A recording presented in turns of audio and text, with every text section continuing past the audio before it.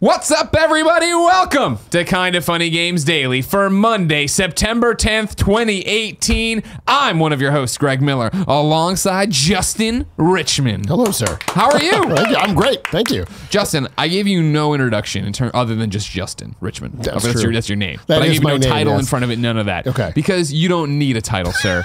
How long have we known each other? How long have we been talking at video game events and things? At least 15 years? Maybe not quite that long. I've been in for that long. No, 12 years? Probably 12. Years, That's more like, years, yeah. So you, of course, made a name for yourself at a little studio called Naughty Dog. You worked on some games there. I did. You did some multiplayer stuff there for a game called Uncharted. Yes. Remember that? I did. Yes, I do remember that. How long were you at Naughty Dog? I'm not even sure when you started. I was there for 5 or 6 years. Okay, cool. So that was what then? You did? I did 2, started on 2, directed 3, directed part of 4, and then went to Riot. Nailed it. That's a good, yeah, okay. Uncharted 3, a great game. I don't know if you know this. Thank you. A lot of people like to throw it in my face. Not as good as Uncharted 2. I don't agree, but that's just, you know, how it is. Thank you. And then you went to Riot, as Kevin yelled, or you Yes. said, and then Kevin yelled over there. So. I said he nailed it with Yeah, I'm sorry. It all got very confusing. Kevin, a lot of things happened. And then you left the video game industry in disgrace, some would say. And you went over and started working on a Netflix show. Yeah, I did not leave the video game industry. My apologies. My apologies. So we are making shows and games together. Is the premise. Wonderstorm. Wonderstorm, that's right. Is your company. That's the company. The Netflix show you're making is The Dragon Prince. That's right. Okay, and that's coming out this Friday. That is coming out this Friday. So what is Wonderstorm then? So Wonderstorm is the company behind The Dragon Prince. So it's myself, Aaron Ehas, who was he was the creative director at Riot. He was also the head writer on Avatar: The Last Airbender and the co-EP. And Justin Sanesteven, who was the head of R&D finance and worked in product at Riot for a long time. The three of us left with the whole goal of making a company which became Wonderstorm, which was to make games and shows with the same core crew. Okay. So we're doing So now the first thing, the fruits of the labor are about to drop. How long till we get a game from you guys? That's a good question. Yeah. Hopefully soon. Yeah. But we're cranking on it right now. We got a great team. Oh, really? Yeah. Is it in the same universe or is it its own thing? Same universe, so you'll see a lot of world building, all that kind of stuff will be the same, but I can't say much more than that. Okay. Yeah. I want to talk about your career later, of course. Okay. But this is Kinda Funny Games Daily. Each and every weekday on a variety of platforms, we run you through the nerdy video game news you need to know about. If you like that, be part of the show, kindafunny.com/KFGD with your questions, comments, concerns, bad PSN names, and everything else under the video game sun. Of course, we'd love it if you watched it live. It's on twitch.tv/kindafunnygames. If you're watching live, you have a special job. Go to kindafunny.com/you're wrong. Tell us what we screw up as we screwed up, so we can set the record straight for everybody watching later on youtube.com/kindafunnygames and listening on podcast services around the globe. No matter where you get the show, thank you very much. Consider going to patreon.com/kindafunnygames, where right now you can get this fan mail tier, Shirtless Spider-Man. You played Spider-Man? I'm sure you did. 90% of questions at KFGD today, all about Spider-Man. I'm sure, yeah. You can get this for free. You can print off your own cover of the Shirtless Spider-Man version for the PlayStation 4 cover, or you can get this glossy cover that we will sign. I will sign. Shirtless Spider-Man's photographer. I was going to say, yeah, exactly. Send it in. I mean, you're not quite as famous as Shirtless Spider-Man. Exactly. Yeah, he's had a big weekend. Yeah, it is. Thank you all for supporting him and tweeting your photos at him. I'm almost out of a job. I usually take the photos of Shirtless Spider-Man. I'm almost out of a job. If you're a Spider-Man fan too and listening to this live or watching it very soon after it posts, we are having Brian Intihar come in from Insomniac Games today for the Kinda Funny Spider-Man PS4 spoiler cast. You can go right now to kindafunny.com/Spidey spoiler cast. Submit your questions, your reactions, and everything else. We'll bring those to the table. RTX London is this week. If you are in merry old London, you can go to kindafunny.com/RTX London, get our schedule, which is going to be added to here in the coming days of more things we're doing, and then come out and see myself, Tim, and Andy Cortez, along with Cameron Cuff from the show Krypton. He's going to come be on our panel. That's awesome. And then today, we're brought to you by Brooklyn and Loot Crate, but I'll tell you about that later. For now, let's begin the show with what is and forever will be the Roper Report. Time for some news. 4 items on the Roper Report. A baker's dozen. I don't ever want to get the soundboard or the graphics. No. I love it. It's just more. It's more grassroots. If he does that, that's all you need. It's just Kevin over there. Yep. He's the human soundboard. Yeah, that's perfect. Kevin, give me a ba-dum-psh. See, I don't exactly. The timing's a little off, but yeah, you know what? He's trying. Okay? He's trying. It's jazz over there.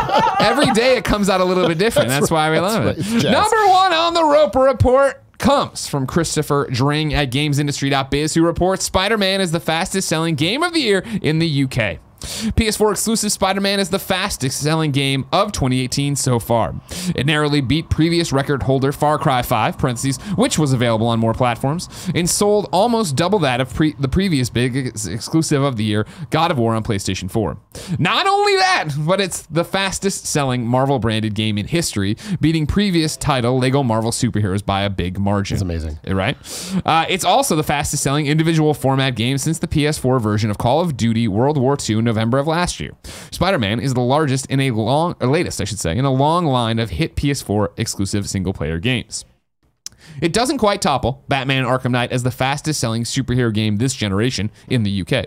However, that game was released on more platforms, and it also came out in 2015 when digital sales may not have been as strong as they are today. Parentheses, these UK charts do not include digital sales and only count physical boxed units. What are we saying there? It's sold really well. It's off the charts. And I feel like it's a canary in the coal mine situation, right? Just like, we're not going to get NPD in America for a while. Yeah. We're not going to know the real impact Spider-Man had in those first few days for a while. But UK doing it on that week-by-week basis, interesting to see it's, blowing up already. I'm not surprised. I mean, it's a great game. Insomniac's an amazing company. They crush everything out of the box, so not shocking. I want to bring James into the question, Okay. or into the conversation then with a question. Right. He writes into kindafunny.com/KFGD and says, "What's up, y'all? I've been playing Spider-Man all weekend, and man, it is great. I noticed today on GamesIndustry.biz that Spider-Man is the fastest selling game this year in the UK. My question is, how much of Spider-Man's commercial success is due to the Marvel name being attached to it? Obviously, the game is fantastic, but if this was the exact same game created with a generic character, how much do you think sales of the game would be impacted? Keep doing what you do, and I'm going to keep wall crawling my way to that platinum. James." Justin. Yes. You've worked on original IP before. I have. It's true. How much do you think this is influenced by Marvel? Is it a perfect storm of quality from Insomniac, the IP from Marvel, Spider-Man's recognizability? I mean, it's a hard question. I mean, I would say, yeah, you can't ignore it, right? It's still Marvel, but, Insomniac had to make a great game too. I think it's a perfect storm of timing also, right? You had Homecoming, which crushed the movie, right? Marvel's blowing up. You had the moment in Infinity War, all that stuff, right? And on top of that, they made just a game that knocked it out of the box. So, like, if it had been an original IP, it might not have sold quite as much. They probably would have done okay or pretty well, but, it definitely helps. You have to get your footing right with an original IP. You can only have so much pre-buzz, and then usually it is people like us, the hardcore gamers, who are going to play it and then talk to their friends about it, and yada, yada, yada. I think it was obviously being Spider-Man is a huge part of it, but Activision put out a whole bunch of Spider-Man games that didn't set the world on fire this way. So it is a thing of, well, Spider-Man's huge, but then there's the quality argument. Yeah, I mean, exactly. You can't ignore the fact that you can't make garbage and still have a good name. You can have a big name on something that's terrible, obviously. Yeah, exactly. So, yeah, I think that's the thing about it where, Tim told this story on the most recent Gamescast. And he said it before, too. Gamescast up right now, obviously. YouTube.com/kindoffunnygames, podcast service around the globe.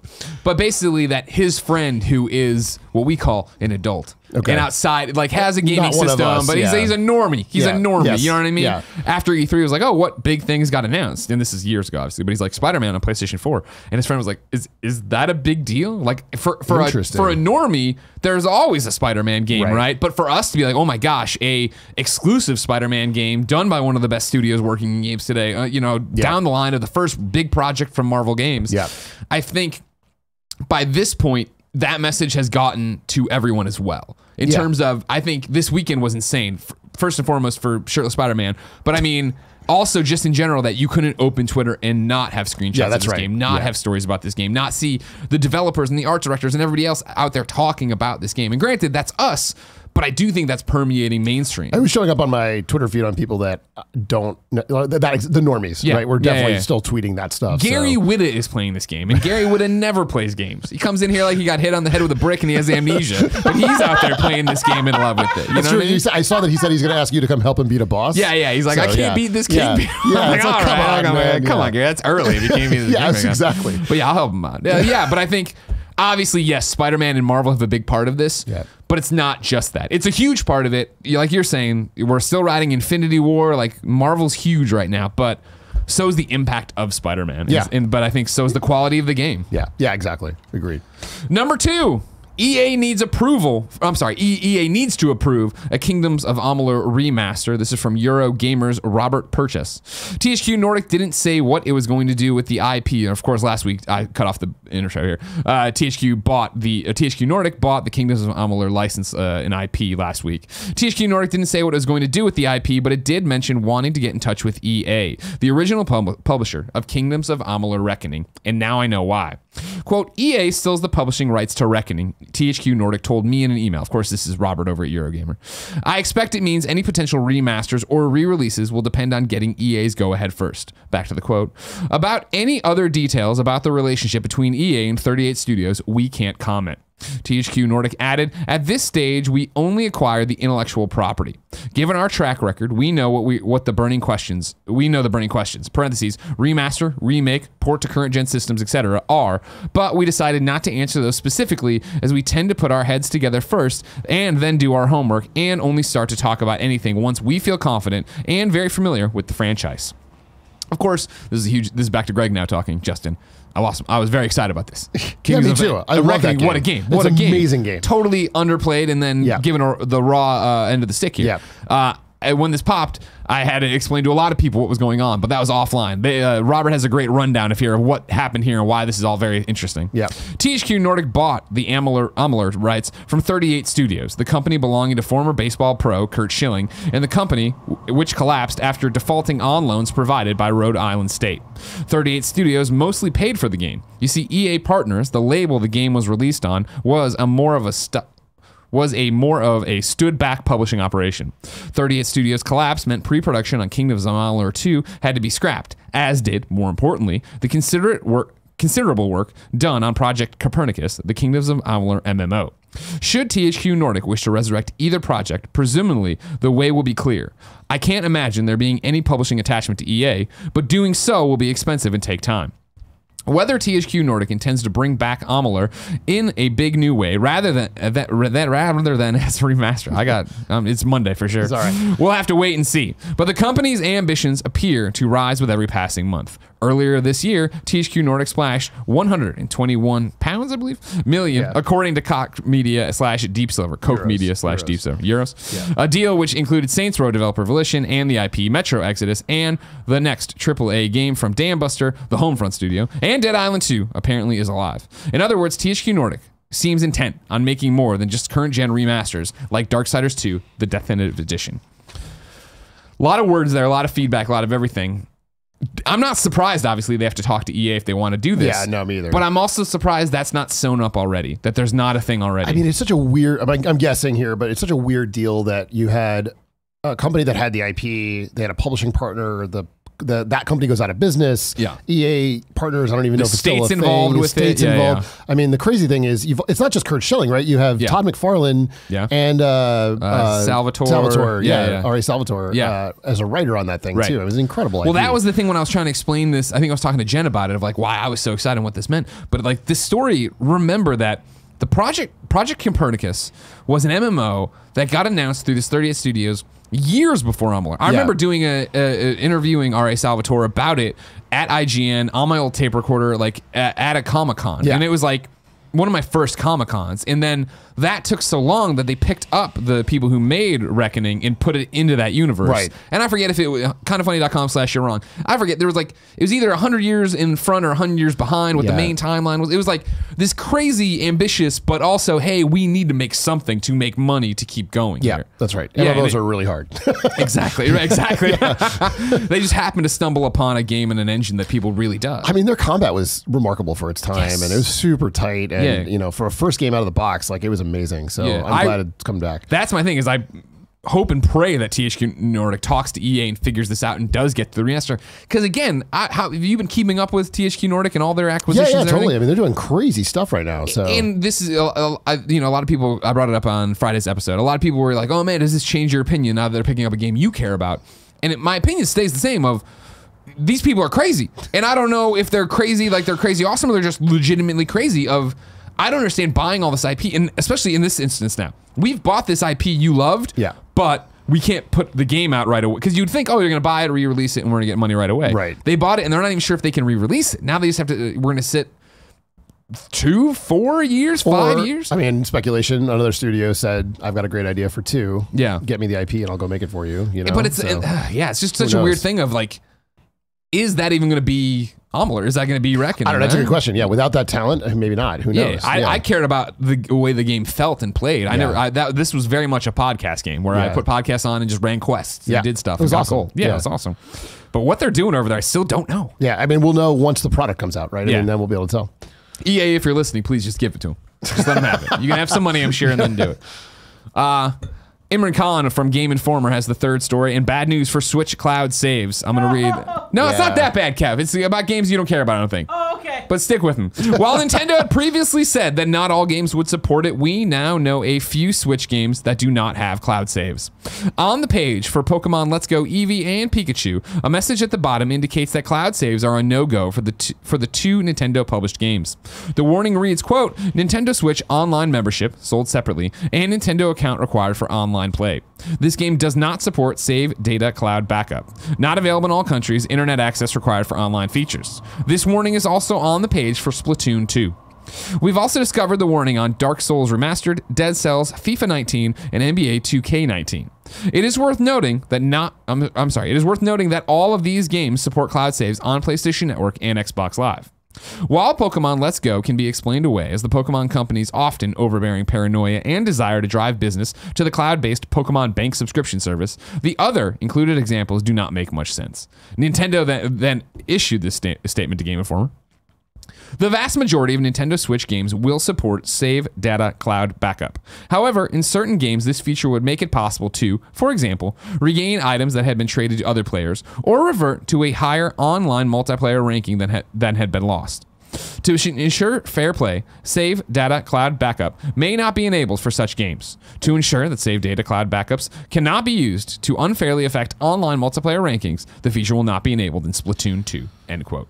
That's not great. No, not great at all. Yeah. The whole hope here was that you no longer feel like, oh man, if I lose my Switch, I'm screwed. Yeah, exactly. And that's the thing. I feel like some of it's growing pains. Like I think the examples of Dark Souls, Dead Cells, FIFA, and NBA, I think next year, probably not a problem. It's all third party, right? So they probably just got the API or whatever. Exactly. You know better than anybody, right? Like this stuff finally gets brought over. You're like, well, great, but we're gold. We're shipping. We're long past the ability to do Dead this. Cells is long gone. And like, is that really a concern for Dead Cells that here in 2 weeks, hopefully, 3 weeks, hopefully, you get this system that they don't know anything about. Right. Yeah, they're an indie team making this thing. Exactly. And so, Pokemon, okay. I guess that makes sense to some regard. I don't know. It seems like they're trying to protect against the potential of like account sharing or something. Yeah, it sounds like, they don't want you, they don't want me to, oh God, here we go. I'm waiting to Pokemon. They don't want me to get a chubby balloon man and then trade it to Kevin for a yellow squirrel man, and then I just go back and I still have my chubby balloon, but I also get the yellow squirrel. I don't know what's happening. Something, I don't know. Some way to game the system. I don't know what these dorks are doing. Nailing it. I can't get Andrew. It's not Pokemon Go, so I can't get Andrew Goldfarb on the phone to explain it. But I get that, but then okay, Splatoon 2, right? They don't want to affect. I play what that's about. Even the few take the multiplayer games I do play, take the ones Andy plays, take the ones you probably play at home. They've figured out a way for me to upload and download my save stats and not have it. This would also be, I guess, the fact that stuff's not stored on a server at Nintendo HQ. That's probably what it is that they're not set up to have everything be more peer-to-peer. server authoritative for whatever reason, right? So I guess it makes sense in that case, but again, growing pains, I think, of this whole thing. Yeah, it should be next year. This should never be. Hopefully, that's not a problem anymore. Yeah, it'll be interesting to see how Nintendo reacts if they ever do patch Splatoon 2, if it's just the next Splatoon they have to worry about something to that effect. But I think it's we didn't build our game worrying about this stuff. Right, exactly. Now it's too late. Exactly. A lot like when trophies got added to games originally, right? Where it's like Uncharted got patched in, great, but everybody else is like, cool, no, we got to get it on the next one. Yeah, exactly. Number 4, this comes from Shanbana Arif over at IGN, who reports Halo 5 might be coming to PC. Cool. Halo 5 Guardians could be coming to PC if the updated box art on Amazon is anything to go by. The Amazon listing for Halo 5 Guardians has had a bit of a makeover on Amazon, hinting at the possibility of an upcoming PC release. All Games Delta shared images of the old and new box art side by side in a tweet, going on to say that, quote, Quantum Break, a game that came out on both Xbox One and PC, has the same Xbox One console exclusive banner. The new box art can be seen over at Amazon US and Amazon UK and has ditched the old 2015 banner that reads only on Xbox One. If the game is coming to PC, then the old banner is obviously no longer applicable. I want it to be true. Yeah? You one of these PC nerds? Yeah. With your Riot Games and your stuff over door? You boom, Kevin. I like how you started in to say nerds before it clicked over. I said boom. Good job, Kevin. I want it to be true, but who knows? This is a weird one. Why now? What's the, I mean, I guess they have a TV show coming out at some point. Yeah, I feel like it's just Xbox continuing to do this Play Anywhere stuff. Yeah. Like, and really double down on the fact that they are the platform that lets you play your games any way you want to, right? Yeah. Play with Switch players, play over here. Can't play and with it's a premium brand, I guess, so it makes sense. Exactly, yeah. Just a way to double dip, you assume. And I would imagine, it is true. Yeah. Okay. Yeah. That's all I got to add. But Majestic Narwhal has more to add. He wrote into kindafunny.com/KFGD and says, greetings, KFGD crew. I've been playing Spider-Man all weekend and have been having an absolute blast. The only thing that got me down during my playtime is that I think I had a strange bug in my game I wanted to share. No spoilers. While swinging around the city, instead of asking people about the menace that is Spider-Man, instead J. Jonah Jameson used his podcast to ask, if I wanted to know what games came to the mom and grop shops today, where would I go? You got it. Justin, where would we go? All right, sorry. Hey, I'm just saying. The official list of upcoming software across each and every platform as listed by the Kind of Funny Games Daily Show hosts each and every weekday. Yeah. 2 games out for you today. Dust and Elysian Tale is on Switch, and then Call of Duty Black Ops 4 Blackout Private Beta is on PlayStation 4. I'm going to yell for Andy. Andy! Andy! Can I get Shock Mike up, Kevin? I want 2 things from Andy when he gets in here. Shock Mike is live. Can I get you on Shock Mike, Andy? I got 2 things for you. Number 1, you're the big Splatoon player in the office. I mean, I haven't played in a long time. Do you care that Splatoon 2 saves are tied to your Nintendo Switch? You can't upload those to the cloud. Like online play and all that jazz. I mean, now that I can't play anymore, now that I'm not really playing anymore, it doesn't really bother me, but that didn't seem like a smart move. No. fair. Yeah, echoes our parts. And then I got you a code for the Black Ops private beta. Yeah. But then you've been watching this up and coming streamer, Dr. Disrespect, today. Yeah, I've been watching Doc. What's he been saying Tim about the Tatman, Shroud. Been give me your early impressions on the Blackout beta. I mean, it looks like a better optimized PUBG, right? I mean, it's just sort of those same mechanics. Now, again, they're playing on PS4, so you're not used to seeing, textures. I feel like picking up weapons is a lot more efficient on PC. Oh. But on console, it's like, you go to a looted body or a looted bag that the enemies drop, and you have to cycle through every thing that you want to pick up, as opposed to like maybe just seeing a layout and Select going all to the kind of D-pad possibly. Isn't that how PUBG is on the Xbox One?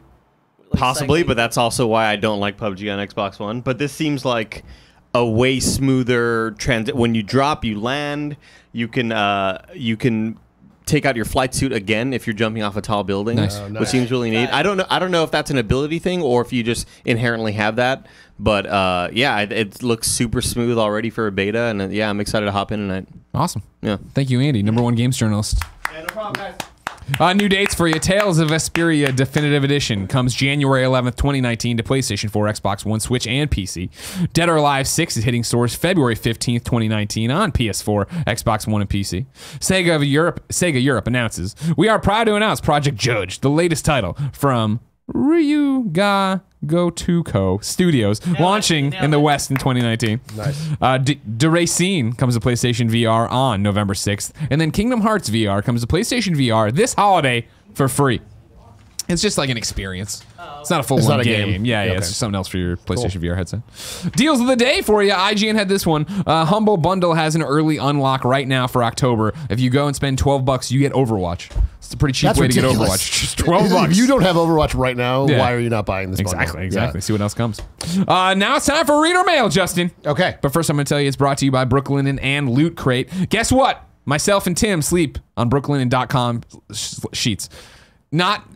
We sleep in separate beds on the Brooklinen sheets, but I wouldn't put it past us to be crazy and sleep in the same bed. And we love them. They're the winner of the best online betting category by Good Housekeeping. Brooklinen is the fastest growing betting brand in the world with over 20,000 5-star reviews. The sheets are soft, the colors are vibrant, and it's so easy to mix and match. Go to brooklinen.com, click between the colors and styles, and find what's right for you. You need new sheets. I didn't think I did. Then I went and did this, and then I was like, no, this was a good call. Yeah, you need should some do new it. sheets. Most bedding is marked up as much as 300%, but Brooklinen cuts out the middleman. My Brooklinen sheets are the best, most comfortable sheets I've ever slept on. That's true. You can go to my Instagram. Any photo of Portillo in the bed is on the Brooklinen sheets. He likes them too.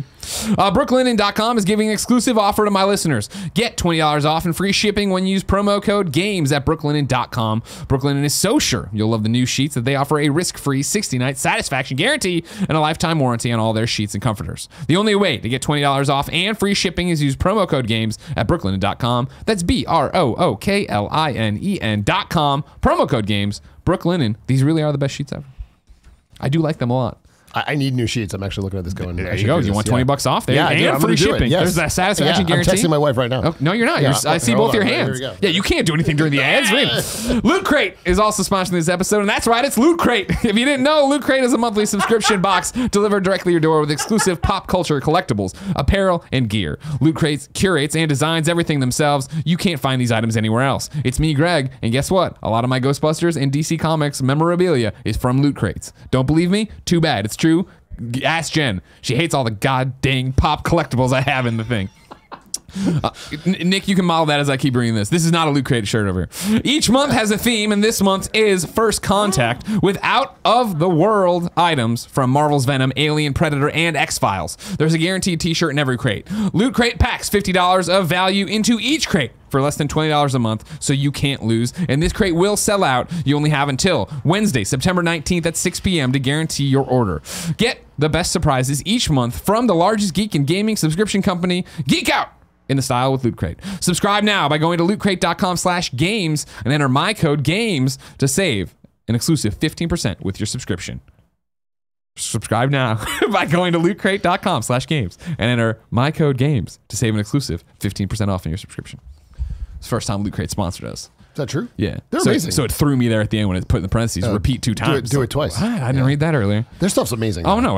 No, we have, yes, we have Loot Crates Yeah. here quite a bit. I forget if, I signed Cool Greg up for one, I think. Oh, nice. Yeah, but is that officially Loot Crate or not? I don't know. I'm not going to say anything Yeah, else. yeah, We use Loot Crate. And again, I got pops all over the house and Jen doesn't like Just it. no.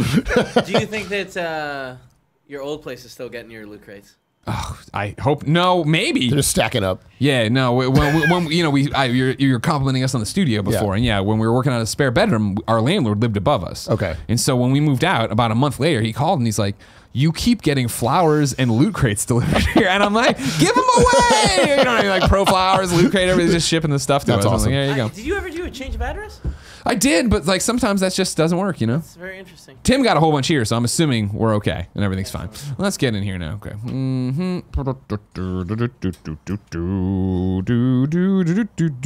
I want to start with a good spot, you know, Justin? Yeah, I want to start in a good spot. you kick it. How hard is it creating your own studio?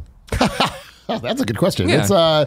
It's not easy. I'll Yeah. say that. I mean, I think there was a lot of there's a lot of times where it was like, are we doing the right thing? You know, should we have left? You know, Sure. There's a lot of jobs out there that are really cool, but I think, you know, having 3 of us made a huge difference. I Yeah. feel like having the fortitude to have each person. It was always one person who was like, "Man, I don't know," and there was always 2 other people that were like, "Come on, let's keep going. We gotta do it." Yeah, Yeah, exactly. yeah, And we yeah. kept getting really positive. Like every moment where I felt like I was at my lowest point, we would get some crazy positive signal from the universe. We were doing the right thing. Oh, really? And so we just bounced it right back up. Was it, I mean, is it hard, or what these moments where you're wondering if you're doing the right thing, is any of that looking at Naughty Dog and seeing them continue to rock it? Like, I mean, No, I mean, I think so. First of all, those guys are amazing. Still have tons of friends there. Sure. You know, they're going to keep doing what they do all day long. It was more, you know, it's hard to make something new. And there's always that moment where you're like, I could go do, you know, I could work for somebody else and, you know, have a paycheck and be safe. Sure. And it would be cool. And I could make great stuff, but it wouldn't be my own. And I think just taking that risk to go, okay, you know, I really want to do this. I really want to go out and, you know, with these guys, make something new and special. 100%. And so, yeah, I know that one. Yeah, exactly. Yeah. Well, You guys left, I think, right about the same time we did. Yeah, so. we did 2015, right? Yeah, And you said you 2015. left in August. Yeah, August we were in 2015. January. Yeah, so Okay, it was right yeah, there. We yeah. inspired you. It's okay. Yeah, to say. you Don't did. worry. Yeah, exactly. Yeah, go on. Yeah, Nick and I were arguing about it before. Yeah. Who did it first? Yeah, Who who did it better? first? Yeah, exactly. So, are you? I mean, I guess the thing is, like, are you anxious to get back to putting out a game? Like, the Netflix thing's cool, but I Yeah. mean, that had to be a trial by fire. Of like, wait, how does this work? Yeah, I mean, I was fortunate that, you know, Aaron Ehas, who was the creative director at Riot, who's the co-head writer, or he was the head writer on, he was a co-EP, head writer on Avatar: Last Airbender. Like, he's done a ton of shows, been in animation forever. Giancarlo Volpe, who was our EP, has been in animation for 20 years or whatever, more than that. And so those guys were great and helped me feel better about that whole process. But at the same time, we're rolling up this game team, starting to make a game, and those guys are cranking now, and I'm super excited to be able to show that stuff when we get to that point. How big's the game team? I'm not going to say. Okay. I'm not going to tell you. Yeah, I'm not fishing. You tell me. We'll get there, but we've got a bunch of guys that you would have heard of before from all these great studios, and we're cranking it out. That's awesome. Yeah. That's exciting. Yeah. I'm proud of you. Thanks, man. It's cool that you're doing all this cool stuff. Yeah, we're excited. We're excited that people finally get to see it. Yeah. Yeah. When you see people freaking out about Spider-Man or whatever, I mean, do you miss Shuhei Yoshida coming by and cracking the whip and asking you why any of this works? What is this? Why I do miss this? Shu. Maybe not that part of it, but I do miss Shu. Yeah. Where do we want to go? I have a lot of great complimentary questions. You know what I mean? Of this is cool and that, but it's just here, let's start with Dean. Okay. Dean writes into kindafunny.com/KFGD just like you can. It says, hey, KFGD crew. This weekend I was playing Spider-Man with my 4-year-old son who's already learning very quickly his way around a controller, but not quite able to do everything in the game he wants / needs, or the game needs him to do. At one point, I walked back into the room and found his Spider-Man shadowboxing in the middle of Central Park at night. I asked, what are you doing, bud? He says, Spider-Man is practicing his karate, daddy. I got such a good laugh out of this and was ultimately reminded of playing games I wasn't good at as a kid. I did what I could and then just made up a story like I did for Ghostbusters game on the NES. Parentheses, the inferior version, I know. As long as you know that Sega Master System was better. I couldn't really figure out the game's mechanics, so I just imagined scenes from the movie as I played. I was wondering what it was like for you guys getting your hands on a video game for the first time as a kid. Did it come naturally? If not, what sort of weird or silly things did you do to entertain yourself? Thanks for all you do. P.S. Heck of a Green Bay comeback win over Chicago last night, huh, Greg? Ridiculous game last night. We don't need to talk about that, Dean. Seeing Klepek's tweets. Yeah. He's like, he was so excited to talk to me. This is, I think, something every kid goes through, right? When you get the controller in a game that you have no business playing. Yep. Oh, absolutely. So do you have memories tied to that? I do. My parents had a Pong machine that was UHF, and I was like, I don't know, 3 or 4. And I remember, it was the twist knob. Oh, yeah. Right? Oh, yeah. And I was like, this is the coolest thing ever. I would just beg to play it over and over again, right? And then I'm trying to think. I feel like the first real 2600 game that I felt like that about was a port of Commando, where I was like, what is happening here? I've got it inside. I got to figure out something here. Exactly. Right? Exactly. How about you?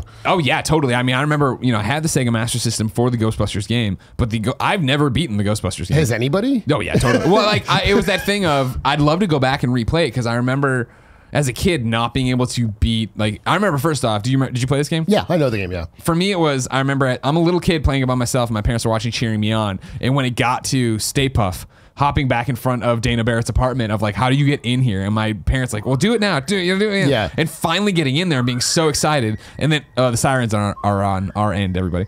Then finding one of the most it's going to kill you sections of a video game of trying to climb those stairs and ghosts throwing plates at your face. Yeah. And I could never beat it as a small child. And I put it aside. And then, Genesis came later and I played that. And I remember doing it again when I must have been in 5th grade, plugging in the Master System and my first outing, getting past the ghosts and getting to Gozer and then just getting obliterated because I'd never been there before. Who knows what's going to go on? Exactly. And so I distinctly remember, I'm making up scenes in my head as the Ghostbusters are out there trying to catch ghosts on the street and stuff. Awesome. Yeah. Yeah, because that's what you have to do. Yeah. I was so bad at Double Dragon, just terrible at trying to play. I'm like, I don't even know what the hell I'm doing. Yeah, Master Blaster, that was another one where I was just making up, because it had the two, it switched from side scroller to above and 3. It was crazy. I remember I have a copy because I've told a story, not this part of the story, but that Terminator 2 on Game Boy. I was an obsessed Terminator 2 fan and got this game, and it was just so unforgettably hard it was to get brutal. out of the future. Yes. I couldn't get to the past to be Arnold Schwarzenegger. Right. And I remember I would have to sit there and make up stories because there was a game that basically you had to rewire the circuitry of the Terminator, and the thing was coming so fast, and I was a dumb little kid. I was in my old house, and by the time you'd connect it, it would be like, all right, cool, you're dead. You lost, And so I had to have I'm John Connor in the future. I'm making my own narrative of all the hunter killers I got past to to do all this stuff. And then the one time I'll never forget, the one time I got to the present, I'm Terminator on the motorcycle, John Connor, and just again dead in 2 seconds. Yeah, it's now so hard. Here's a brand new game mechanic. No tutorial. We'll toss you right into it. Trial by fire, you'll figure it out. I remember I was watching Family Ties It's like one of those things burned into my head. A family ties on. I'm like, oh my God, I got them. Never could do it again. I remember playing that in my basement with no heat in the Northeast in the winter. And oh my gosh. Freezing. I'm in my winter coat. Yeah, exactly. Yeah. Ryan M., not from Massachusetts, writes in to kindafunny.com/KFGD today and says, hello, Greg and Justin. With the shadow of the Tomb Raider review embargo dropping today, I've seen a lot of differing opinions. IGN gave the game a ringing endorsement, praising it for its beauty and performance, while you, Greg, and others reported having all sorts of problems with animations, glitches, and performance issues. Performance issues, I think he's talking about like voice acting and stuff like that, but maybe he's talking about whatever. You soon after deleted your tweet, Greg, saying that a day one patch will be released to fix those problems.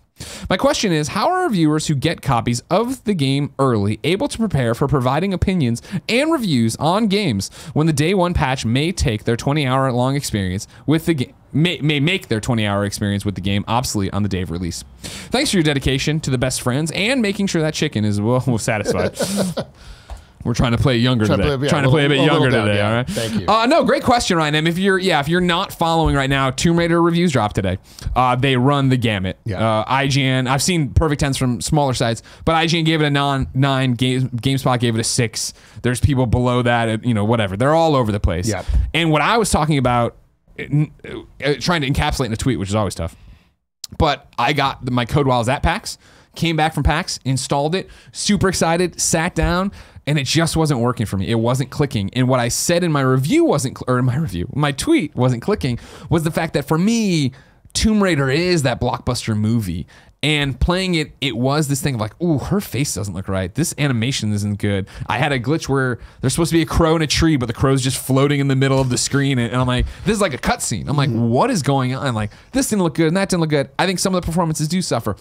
However, I put that tweet out today of like, I played a couple hours, maybe 2 hours of it, and I'm just not motivated to go back. It just doesn't feel like it's hitting for me. To which a lot of people were like, oh my gosh, and look at this thing, and look at that thing, and here's a review that agrees with you. Here's a review that's totally in the difference. Andrew Renee, was like, I'm playing on Xbox One, and it's amazing, and also, and I'm playing on PlayStation 4. And it was all stuff, and then somebody's like, well, there's a day one patch.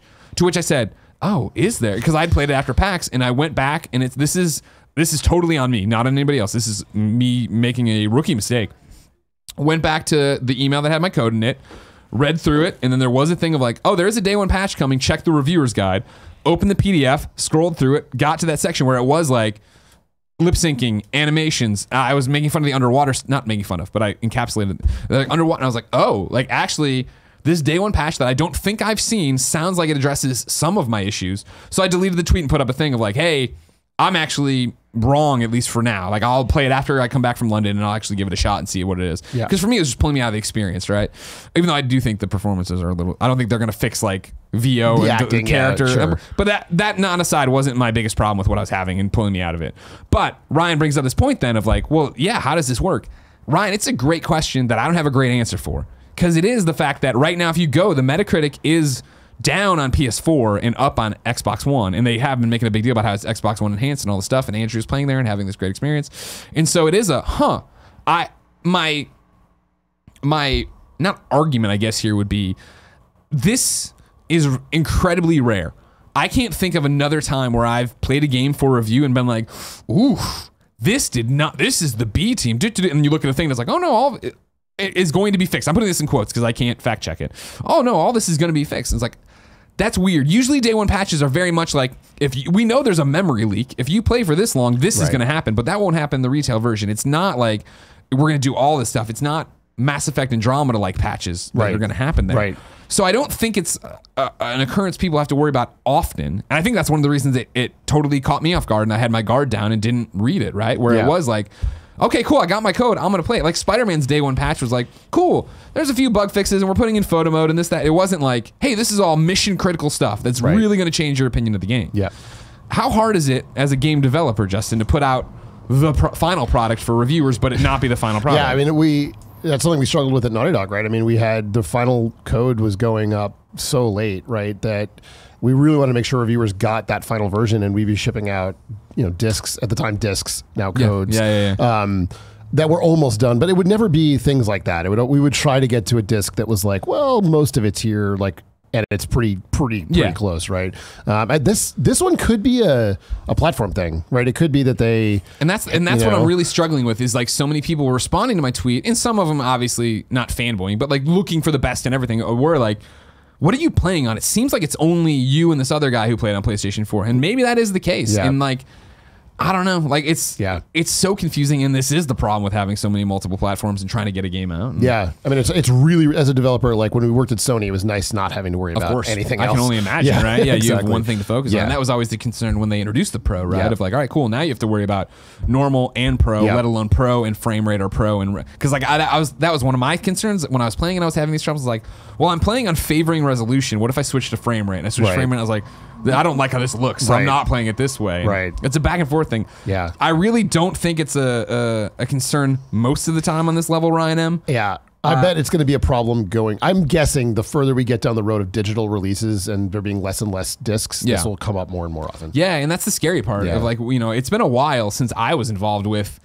a review that was different based on who you talk to and where you talk to about it. And like my complaints are technical issues, right? Like I think the storyline that they were pitching and starting was cool. Yeah. It's just like, I'm not feeling how this looks and does this and it's breaking me out of the experience. Yeah. If that is fixed and I go and I come back and I start, okay, great.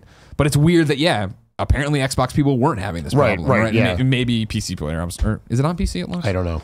Kindoffunny.com/you're Somebody knows. No, of course. No, I'm sure Capitalist Pig is about to tell me. And I'll get 14 answers after that are like contradicting themselves. So I'll believe Capitalist Pig. So yeah, I don't think it's that. How's a reviewer supposed to do this? If I had done my due diligence, which I didn't, to be 100% clear, I screwed up today. If I had done my due diligence and I was doing a full-blown review and I had read through I would have very much been like, hey guys, here's my entire review of the game. Because again, it wasn't a tweet. It was I played 2 hours.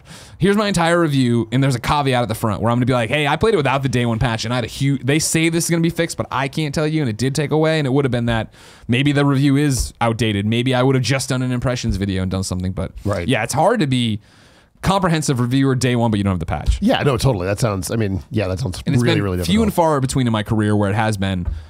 I need to say something. I need to wait. One of my, my problem with the game is one of the bullet points in there, but today it happened to be a whole bunch of them. And I was like, oh, crap, I screwed that one up.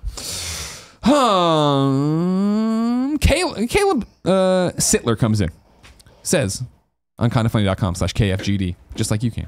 What's up, KFGD crew? I've noticed lately it seems like there's been a lot of negativity and or questioning of your way of thinking and viewpoints on the show.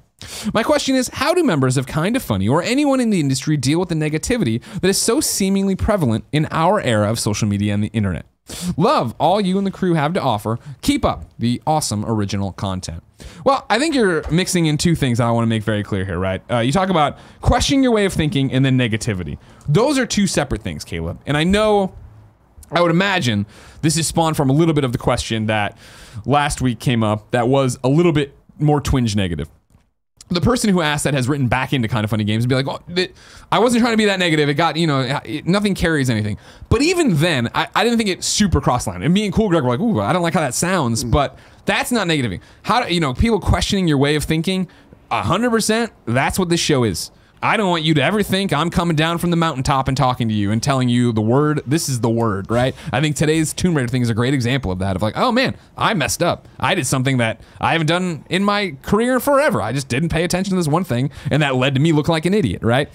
I'm fallible. Everyone's fallible. If you don't agree with something we say, the last thing I want you to do is be like, these guys don't think like me. Shut down the podcast and leave. I want you to write in and not be angry and mad or I guess not be negative, not call us names. I want you to debate your point, talk to us about that. That's what this is. That's what video games are right now, where it is, it was weird today to see these different reviews where nobody's sure what they think of Tomb Raider. It's all over the map. Yeah, exactly. Yeah. Some people love it. I saw, I know Lucy did it, IGN Brian did, and then to see other people like, I don't know.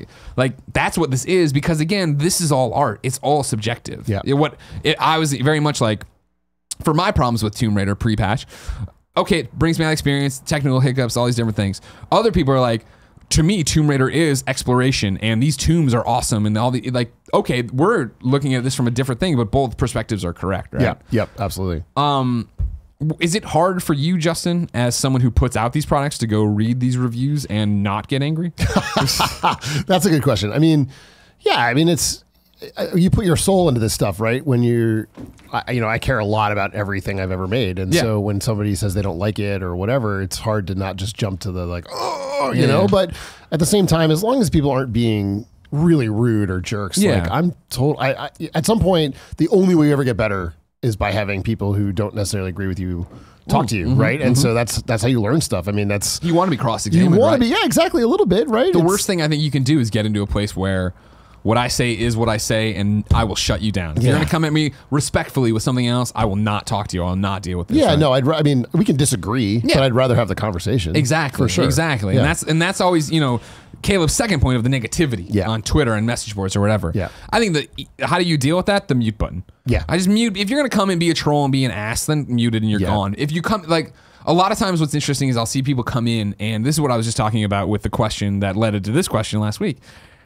Tone doesn't carry in text. Yeah. Tone definitely doesn't carry in 280 characters. So when somebody comes at me and I read it, and I'm like, this could go either way. Is it? Are they being aggressive right now? Or are they just asking the question in the most pointed way they can to get it in that? Yeah. And you respond, and usually the response to the response is what really does it. Yeah. And so today I had a bunch of different discussions of like people like, you know, your original tweet, you're such a nice guy, but your original tweet seemed like you were shitting on a game that was already going to have a tough time. And I was like, okay, yeah, you could be mean, but I don't think you are. And I was like, well, yeah, but my job isn't to be nice to the games. My job, and he was like, oh no, I totally. And I'm like, all right, great. See, great example there, and like going back and forth about it. Yeah, like it's just dealing with the fact that, and it's easy for us. I know, it's kind of funny to say, right? Of man, we always talk about this, like, you know, the silent majority, and let alone then even the most part who comment in our community and do anything are awesome people and want to be friends and love all this stuff. But it always is the negative. The one negative you see where it's like, you know what I mean? Well, like, you remember it longer too. Sure. You know, even if it's 1 out of 100, you're like, oh, that guy. I didn't make that guy happy. You know? It's like, you know, I've done, I'd like to think a lot of great work in my career, right? And it's been a fantastic, you know, few days with Spider-Man's release and all these shirtless Spider-Man things and people being all happy about everything that's happening. But like I was bumming around Reset Era and I'm reading the thread, and sure enough, I run into some guy like, yeah, but Greg Miller and his Dead Space 2 and Uncharted 3 reviews. And I was like, that's the one that's going to get me. That's what I'm going to carry for the next 12 hours. Forever. Yeah, exactly. That's the one I'll mention on Kind of Funny Games Daily, not the hundreds of images people sent me. Right, yeah, exactly. But that's just how the human mind works, I think. I think if you're in any kind of creative industry, you know, I personally always feel like, am I even good enough to be doing this stuff? Yeah. And so when the negative comes out, right? exactly. Everyone has that. Exactly. I think everyone I think has that. I don't know anybody who is at the top of their field or in their field in general. It isn't like, man, blah, blah, blah. You know what I mean? Like, I think I'm lucky enough that so many people look at us and think, oh man, Kind of Funny's got it all set. They're killing it. And then literally everyone at Kind of Funny looks out and like, oh man, that person's doing that. Are we failures? Are we not doing that? Are we going to be here in 6 months? Yeah, like, exactly. But I mean, that's what motivates you. Kevin, fine. you might not be here in 6 months. No. Support us on Patreon or I fire Kevin in 6 months. Pablo writes into kindoffunny.com/KFGDN says, I know it's Spider-Man weekend, but I spent my weekend playing Guacamelee 2, and it was amazing. The thing I haven't heard any... The thing... He left that is. The thing is, I haven't heard any praise for this game. Have you guys even played it? Are you waiting for the Switch version? Also, do you think that Drinkbox did well by having the late August release date? Here's a part where people mention something about the chicken, but since I don't get where that joke originated from, I'll just wish you well in London. That's pretty good. Thank you. Yeah. It originated in the morning show, but don't even worry about it. We should just move forward. Guacamelee 2, Drinkbox Studios. We, of course, go way back with Drinkbox. I've loved Drinkbox since they were in the Pub Fund and did Tales from Space. Mutant Blob's Attack was the second one, right? The first one was Tales from Space or whatever. Was it just, but it was great. And then everything else, and they've been so great, and we know those guys and they're friends. You're right. We haven't talked about Guacamelee on Kind of Funny, and I haven't seen a lot of Guacamelee outrageousn's. I think it's the fact that it's so loud right now. It is Spider-Man, and especially for, all right, cool, we're making Guacamelee 2. And it's this weird thing with indies, and I'd love to hear your perspective on this. I feel like for indies, the first game gets, and this is a broad brush, but let me figure the whole thing. Okay. A super successful indie catches you off guard. And you're like, holy shit, Shovel Knight, Guacamelee, anything, The Messenger right now. That catches you off guard and gets a lot of headlines. And then when you come back to it again, it's very much like, oh, we expect it to be great. There's no groundswell of support this time because, we totally expect it to be. Whereas I feel like Uncharted 1 to 2 to 3 to 4, like people see like, oh my gosh, look at this, look at how much crazier it's getting, all this different stuff. Guacamelee 2, of course, introduces new mechanics and does all this stuff. but it looks a lot like Guacamelee 1 Yeah. to the point of like, okay, cool, that's awesome, it's back. And that'll speak to those fans, but does it break out? Yeah, that's a good question. I mean, I feel like that's a really hard problem to solve, right? I mean, Yeah. like making 2 of anything is hard, right? And then to get it to bust out, like you've got to do something. I mean, I'm waiting for the Switch version of this, so I haven't played Me too. it yet. That's the other thing. And so then to get back to your question, right? Like I played Guacamelee on Vita, I think, for the most part, right? And so like I'm very much like, oh yeah, I'll get it when it comes to Switch. Yeah. And I hate to be that guy, but it is the fact of, all right, cool. When I go home, I was playing Spider-Man. I am playing Tomb Raider. I am doing this. On my Switch right now, I am playing Valkyria Chronicles 4 for review. Yeah. That embargo's up and it's awesome. Oh, is it? Yeah, I mean, it's Valkyria Chronicles. Yeah, of course. 4. They went back to what it should be. Yeah. Great. Here we go. Yeah. And it's portable. And it's great. You know what I mean? Like, and I feel like, yeah, that's the problem is and this is what I was saying with my initial Tomb Raider tweet that has since been deleted, but a point I've made before is that there's so many amazing games right now that you just can't be good. You can't be average. And I'm not saying Guacamelee 2 is average. I bet it's phenomenal, but I'm waiting. I'm surrounded by amazing stuff right now, so I'm waiting for that on the platform I want to play it on. And this is a hard season in general, but this year in particular is ridiculous, right? You've got Red Dead, you got all these other things that are just dominating media presence, even though they're not even out yet. Right? Yeah, and we're really, like, you figure, I always talk about it, Madden is really that first part where the roller coaster bar comes down and you start clinking up. And so, now we are to the point that every week there is something amazing, some amazing AAA game dropping. And so, it is hard to get out there and get that buzz, get that speed. This year's really rough. Yeah. I don't know if it'll ever be easy again. and the jig's up that the first part of the year is a great part to release games. True, so that's there you go. Donnie wrote into kindafunny.com/KFGD and says, I was thinking that it's kind of sad that Greg had years of build up and hype before playing Spider-Man, then platinum the entire game in just a few days. I understand it's helpful to finish games before reviewing them, but I prefer to take it slow and steady with big games and complete them over a month or two. My question is, do you ever miss taking the time to savor a game over a long period, or do you prefer to rush through them and move on to the next thing? Keep treating that chicken with respect and dignity. Donnie in Seattle. It's a good question, Donnie. I don't feel like I rushed through Spider-Man, right? I feel like I devoured Spider-Man, and it's the same way I devoured Last of Us and Uncharted 4 and 3 and so on and so forth. And I think that does come with the job of, cool, I need to play this right now because I have a window, and then I got to move on to the next thing. But it's also the way I'd prefer to play games. Like, I'd prefer to be my sole focus. And so, like, the post-platinum depression of Spider-Man is real. Well, especially because, again, day one patch added photo mode. I beat the game long before photo mode. Yeah. So seeing everyone's awesome photos, I was like, damn, that's awesome. I wish I had time for that. I'll wait for a Black Cat DLC and get into it there. Yeah. But it is that thing of, I'm glad I did it because I got through it and I did it. And it's the same way I did at God of War, where I was like, I want to devour this and get through it. The counterbalance to that is the huge games, right? Where I couldn't get Octopath done before Valkyria got here. So now I'm on to Valkyria, which is great. But when I get back to Octopath, am I going to have that moment of like, wait, what was I doing? And where am I? And how do you play? And like, I don't think so. But again, I like starting something and finishing something. And I know I in particular, but Kind of Funny in general, has a rap for, we start a game and we love it, but then the next big thing comes and it happens before it. And it's because we aren't the same organization we were at IGN, where it was that, all right, cool, I'm reviewing this, I have an embargo, I have a deadline, I'm going to hit it. Whereas now it can be like, all right, Tomb Raider's not clicking for me. Whatever. Nobody's, begging for that. And like, if it wouldn't have been negated by day one patch, the 2 hours I would have played and said where it didn't click for me would have been enough for our listeners, right? And even now, this story of me then coming back after London and playing will be something for them too. It's a weird ball of wax. Yeah, I mean, how do you play games? I feel like I used to be more on the, I'm just going to take my time, mess around, do all the side quests, or whatever, do the off the beaten path stuff. And then I had kids. Yeah. And I just don't have much time anymore, right? And so, I feel like now I'm a little more like that, where I'll just sit down and I tore through God of War in like a weekend. Yeah. I had a weekend free. Everybody was out of town. I'm like, I'm going to do it. You got it. Yeah, exactly. Spider-Man, I'll get through it this week, almost certainly, But then there's like competitive gaming, which it's like, just drips all the way along. Yeah, the stuff that never ends. Yeah, like, exactly. right? When the Fortnite addiction was real in this office, it was that thing of like, man, I can't stop playing this. And if there wasn't a game coming to knock me off my tracks, I would never stop playing this. I play with my kids all the time, and I feel like it's actually a cool bonding thing where it's like me and the kids playing together. But I now do that in between everything else. Sure. Yeah. Is that cool playing games with your kids? It's awesome. It's the greatest thing ever. How old are your kids? I have a 10-year-old and an 8-year-old. Oh, nice. So Jackson, my older son, is like he's getting to the point where he kicks my butt Yeah. up and down the court. And my younger son, I can still hang with him. So Yeah, that's. I mean, I always. I think I've mentioned it before on the show, but Donald Mustard from Epic, he or his wife put up a tweet when Destiny 2 had just dropped or whatever, and it was their basement, and they had 4 big screens on the wall, and one was playing a sports game, like was showing like ESPN or whatever, and the other 3 were them on it. That's and I was awesome. like, that's the dream. Yeah, you know what I mean? it is. Like right now, I keep seeing Overcooked there, and I'm like, Jen doesn't want to play with me. I got to wait for Joey Noel to come play with me to platinum it. But what if I had a kid? Yeah, exactly. And the kid could help me get and the then they won't platinum. play with you either. So Exactly. I'm going to get a kid who's all into sports and wants to be outside. It's going to be terrible. Quick one from Zakury Walters. Zakury was spelled weird. Zakury, I'm going to say. Anyways, Zach. Big Z. Big Z writes into kindafunny.com/KFGD and says, not so much a question, but more of a thank you note. Thank you for using how big your platform is to promote those in the industry that we might not hear about. I just finished Friday's Kinda Funny Games Daily and started following Belinda Garcia.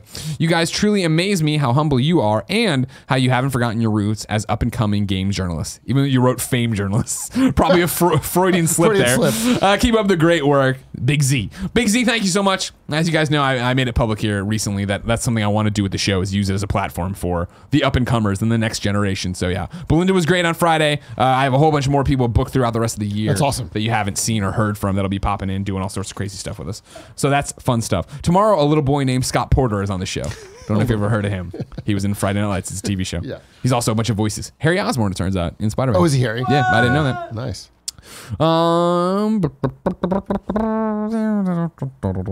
Here we go. We'll end with JeremiahJUX. JeremiahJUX wrote in to kindafunny.com/KFGD and says, hello, KFGD hosts. Spider-Man has been a spectacular phenomenon, but I wanted to keep an eye on the next few PlayStation exclusives. How has the past few exclusive titles, Horizon, God of War, and Spider-Man, affected your expectations and perceptions of Days Gone, Ghost of Tsushima, and Last of Us 2, respectively? You come from this land of PlayStation exclusives. That's true. So go back to when you're at Naughty Dog. Okay. How aware are you of what the other first parties are up to? Fairly aware. Yeah. I mean, we didn't know exactly what they were up to, but we had some idea. Generally speaking, if they were in active development, we had some idea of what was going on. We may not have played it or whatever. It depended on, like, sometimes we'd have cross. Naughty Dog has always been really great about really showing people and talking to people how they actually, the actual aspect of making the game. Yeah, I see whenever it seems like somebody comes through LA, they're coming by the studio. Yeah, which is awesome. And so it was really cool that we did have that relationship with like Gorilla and Sucker Punch and all those guys. We would talk to them all the time. There's a lot of cross-pollination between those studios. So we had some idea. Like I remember hearing about Horizon really early, before I left, and I was like, oh my God, this thing is going to be amazing. Yeah. And it was. Yeah. But yeah, it is interesting thing where like, you know that they're there, but you don't play them, and so when they come out, you're like, "Oh my God, this is awesome!" I think a lot of the programmers would be like, "Yeah, I helped those guys with a thing," Yeah, I knew that back in the day. Yeah, exactly. Scripting element they were going to put in there. But yeah, it's separate enough that it feels like it's new and fresh and awesome, which is the best part. Jeremiah, to you, I don't think it's affected my perceptions of Days Gone, Ghost of Tsushima, or Last of Us 2. I think each, and then granted, I'm lucky enough to have covered PlayStation my entire career, so I know those studios and I know what they're capable of, and I have my the things I'm excited about, the concerns I have about each one of those, and I don't think that seeing this is like, oh man, they knocked it out of the park so here, so that'll attribute that. I think it's just the fact that I love that PlayStation still lets the first parties be weird. Yeah. And you go do, all right, Sucker Punch, you want to make a samurai game? Go ahead. Go for it. Sure. You want to, Sony Ben, you think you can do a zombie game even though we have this successful zombie franchise already? Yeah. Go ahead. Yeah, I mean, working at Sony was one of the things that always just felt amazing. It was we always felt like they had our back. Yeah. Like whatever crazy thing we wanted to do, they were like, yeah, we're in. That sounds awesome, And then you got to realize though, like you got to hit it out of the park. Of course. That's the only thing that matters. And I think that would be the thing that stands out when you talk about expectations, right? Is maybe, I know for a fact, right, there's an undercurrent still for Days Gone of like, like people are like, and I didn't feel it, but I did when I played it. It was like, oh, okay. I see what you're doing here. Yeah. The world is interesting. I want to exist in similar to what I talk about Spider-Man.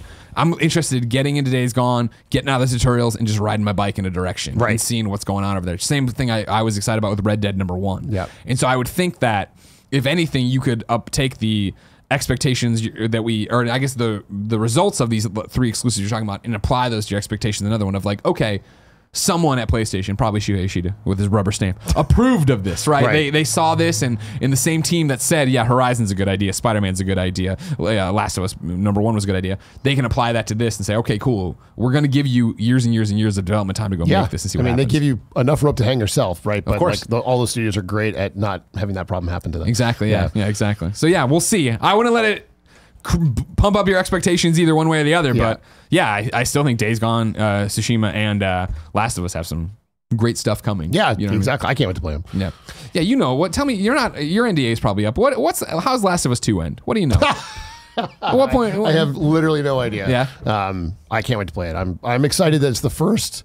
Actually, that's not true. Lost Legacy was the first game that I didn't know anything about. Oh, you just went in blind? Yeah, I went in completely awesome. blind, which was awesome. That's so really this one, cool. I have no idea. I'm super excited. You're lying to me. No, I'm not. Time to squad up! This is where one of you writes into kindafunny.com/KFGD. Give me your name, username, platform of choice, why you need help in a video game. Today, Chase needs help. He needs help on mobile. He's playing a game called Pokemon Go, which I believe is a Ghostbusters World knockoff, but I'm not sure. Yes. Chase, I'm going to read his thing and then I'll decipher what the hell any of that stuff over there means. Hey, KFGD. First off, thanks for doing what you do. I reached out a couple months ago and needed help squatting up, but now I really need help. The game I need help with is Pokemon Go and to catch the newly released Pokemon Celebi. Celebi? Is that how I say it, Kev? Nailed it, dude. Thanks, buddy. I need friends. I reached out to Andrew Golfar, but he just ignored me. Call him and have him add me on the show, maybe. I'm originally from Maine, but moved to Tokyo 2 years ago. I'd love to be able to help anyone with regional exclusives at some Kinda Funny events.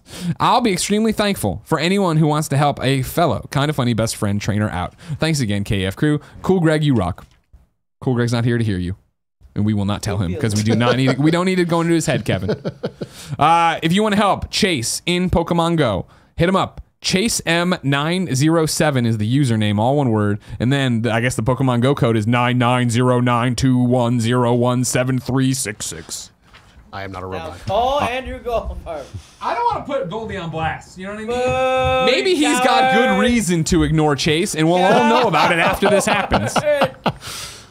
What are you afraid of? I'm afraid of Goldfarb. If you didn't know, ladies and gentlemen, we record this show live on twitch.tv/kindafunnygames, and we ask the people watching live to go to kindafunny.com/you're wrong and tell us what we screwed up as we screwed up so we can set the record straight for everybody watching on youtube.com/kindafunnygames and listening on podcast services around the globe.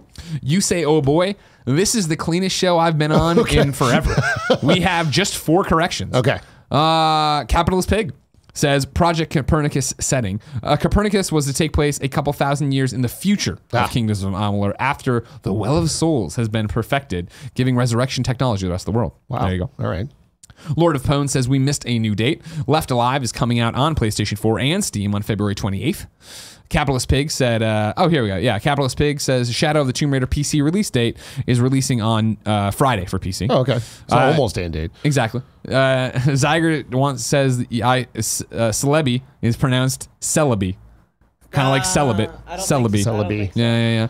And then Zaire is just tossing this in. I don't think it's you're wrong. I think Nintendo just announced a special edition Pokemon Let's Go Pikachu / Eevee Switch with special themed Joy-Cons based on Pikachu and Eevee with the game inside. Oh. So we just got 4 things wrong. And some of that not even wrong. You know, it's just more information. Just an add-on. So we needed the information. Exactly. So. If you didn't know, ladies and gentlemen, this has been Kinda Funny Games Daily. Each and every weekday on a variety of platforms, we run you through the nerdy video game news you need to know about. If you like that, watch us record it live on twitch.tv/kindafunnygames. Watch it later on youtube.com/kindafunnygames and listen on podcast services around the globe. Your hosts for the week go like this. Tuesday, it's me and Scott Porter. Wednesday, I'm in London, baby. Andrea and Gary Whitta. Thursday, Andrea and Jared Petty. Friday, Jared Petty and Damon Hatfield from IGN's Game Scoop. Nice. Justin? Yes. Friday's a bit of a big day for you as It well. is a big day. What's happening? Dragon Prince on Netflix, September 14th. Streamable around the world. How many episodes? 9 episodes. Okay. So it's 1 Lord of the Rings movie long. It was. I watched the trailer today, obviously. It was funny. Thank you. Yeah. There's like a humor to this one. It's There not- is. Humor is a key piece of making awesome stuff, I feel like. So, yeah. Awesome. Where can people keep up with you? Wild Speculation on Twitter. It's probably the best place. Okay. Cool. Thank you so much for coming by. Thank you for It's a having pleasure me. to finally do something with you I again. know, it's been forever. I know, right? I know, it's been too long. Ladies and gentlemen, until next time, it's been our pleasure to serve you. Thanks, bud. Thank you.